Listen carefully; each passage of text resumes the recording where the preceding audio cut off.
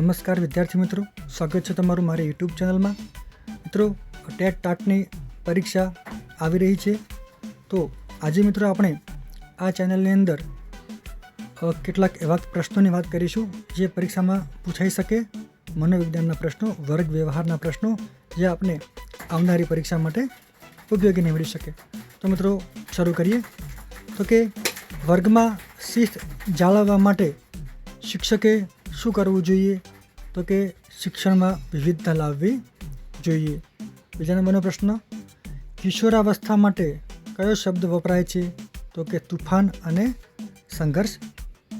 આગળ વાત કરીએ તો કે ક્રિયાત્મક સંશોધનના સોપાનોમાં પ્રથમ કયું છે?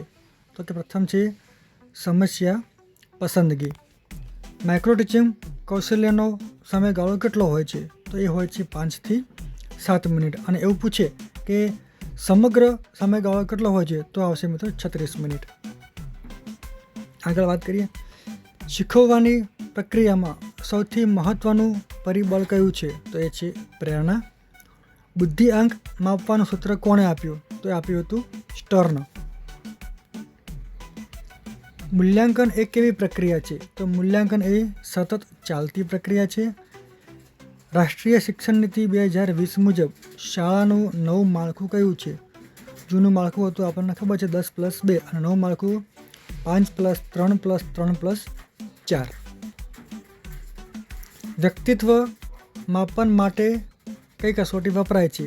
તો વપરાય છે ટાટ કસોટી. ગાંધીજીએ કયા પ્રકારના શિક્ષણની હિમાયત કરી હતી? તો ગાંધીજીએ પાયાનું શિક્ષણ એટલે કે બુનિયાદી શિક્ષણની હિમાયત કરી હતી. આગળ જઈએ તો કે બ્લૂમની ટેક્સોનોમી કોની સાથે સંબંધિત છે? તો એ છે શૈક્ષણિક હેતુઓ સાથે સંબંધિત. ઓપરેશન બ્લેકબોર્ડ યોજના શેના માટે હતી? તો કે ઓપરેશન બ્લેકબોર્ડ યોજના જે છે શાળાઓની અંદર ભૌતિક સુવિધાઓ બાળકોને મળી રહે એના માટે હતી. આગળ જોઈએ, કયા પંચે 10+2+3 શિક્ષણ માળખું સૂચવ્યું? તો એ સૂચવ્યું હતું કોઠારી પંચે. ગુજરાતમાં માધ્યમિક શિક્ષણ બોર્ડ ક્યાં આવેલું છે? તો એ ગાંધીનગર ખાતે આવેલું છે. શૈક્ષણિક મનોવિજ્ઞાન કોના માટે ખૂબ જ ઉપયોગી છે? તો એ જે છે શિક્ષકો માટે ખૂબ જ ઉપયોગી છે. અધ્યયન સંક્રમણ એટલે શું? તો અધ્યયન સંક્રમણ એટલે કે એક શીખેલી બાબત બીજીમાં ઉપયોગી થવી.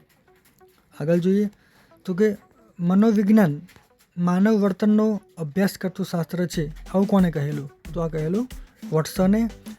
DIETનું કાર્યક્ષેત્ર જણાવો, એટલે કે ડાયટનું કાર્યક્ષેત્ર. તો એ જિલ્લા સ્તરે દરેક જિલ્લામાં એક ડાયટ સંસ્થા આવેલી હોય છે. દ્રાક્ષ ખાટી છે, આ કઈ બચાવ પ્રયુક્તિ છે? તો મિત્રો આ જે છે એ યુક્તિકરણ. શિયાળ દ્રાક્ષ ખાવા માટે દ્રાક્ષના ઝાડ ઉપર જાય છે, ઝાડ નીચે જઈને એ કૂદકા મારે છે, ઝાડ દ્રાક્ષ ખાઈ શકતો નથી, તો એ બાનું કાઢે કે દ્રાક્ષ ખાટી છે એટલા માટે મેં ખાધી નહીં. હકીકતમાં તે પહોંચી શકતું ન હતું, એને યુક્તિ કરી એટલે કે યુક્તિકરણ. પોતાના દોષ બીજા પર ઢોળવા એટલે કઈ પ્રયુક્તિ? તો એ છે પ્રક્ષેપણ. શાસ્ત્રીય અભિસંધાનનો સિદ્ધાંત કોણે આપ્યો હતો? તો એ આપ્યો હતો પાવલોવે. પાવલોવ એટલે શાસ્ત્રીય અભિસંધાન. કારક અભિસંધાન સાથે કોણ સંકળાયેલું છે? તો એ BF સ્કિનર. આગળ જઈએ મિત્રો તો કે ગાંધીજીએ કઈ શિક્ષણ પ્રણાલીની ભેટ આપી? એ બુનિયાદી શિક્ષણ. બાળકોની મુછાળીમાં તરીકે કોણ જાણીતું છે? તો અગીજુભાઈ બધેકા.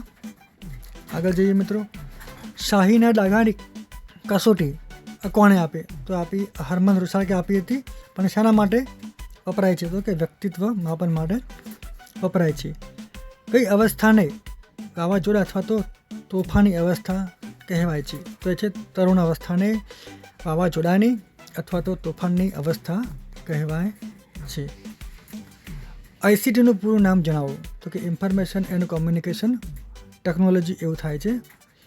શિક્ષણમાં ઉપગ્રહનો ઉપયોગ કરનાર પ્રથમ દેશ કયો હતો? તો એ હતો અમેરિકા. તો મિત્રો આજે આપણે મનોવિજ્ઞાન અને ટાટની અંદર ટાટ HS અને ટાટ Sમાં જેવા મહત્ત્વના પ્રશ્નો પૂછાઈ શકે એવા આપણે ચર્ચા કરી. આ ચેનલ ઉપર ટાટને લગતી તમામ માહિતી અને વિડીયો મૂકવામાં આવશે. ચેનલ ઉપર નવા હો તો ચેનલને સબસ્ક્રાઈબ જરૂર કરી દેજો અને વિડીયોને તમારા મિત્રો સુધી જરૂરથી પહોંચાડી દેજો. આભાર.